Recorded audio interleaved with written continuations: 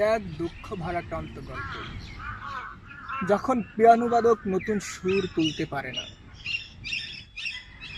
এক দুঃখ ভারাক্রান্ত গল্প, যখন শিল্পী জানে না তুলির আঁচড় কিভাবে দিতে হয়।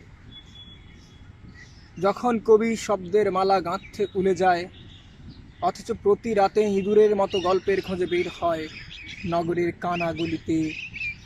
গলা মাংসর গন্ধ আসে নাকি, শিশুদের আর্তচিৎকার কানে আসে তার। এক দুঃখ ভারাক্রান্ত গল্প, যখন বিতুপেন বধির হতে শুরু করে, তার সুরেরা অভিমান করে দূরে। যখন মোৎসার্ট রিকোয়েলমে লিখে বেঁচে থাকতে, অথচ চার্চের শরীরে বাইবেলের গল্প খেলা করে।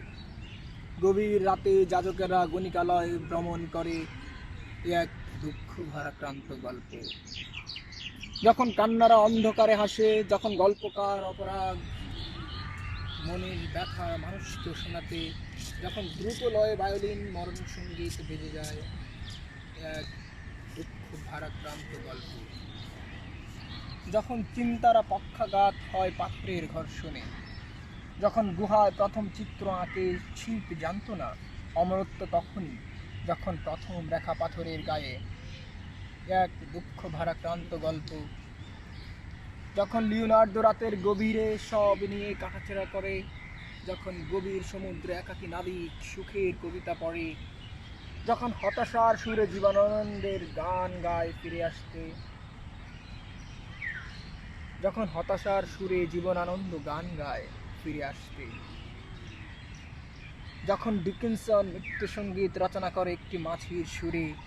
এক দুঃখ ভারাক্রান্ত গল্প,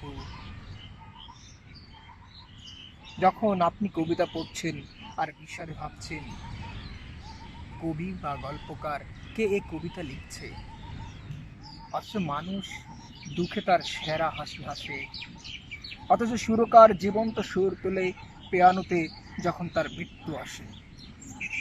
এক দুঃখ ভারাক্রান্ত গল্প।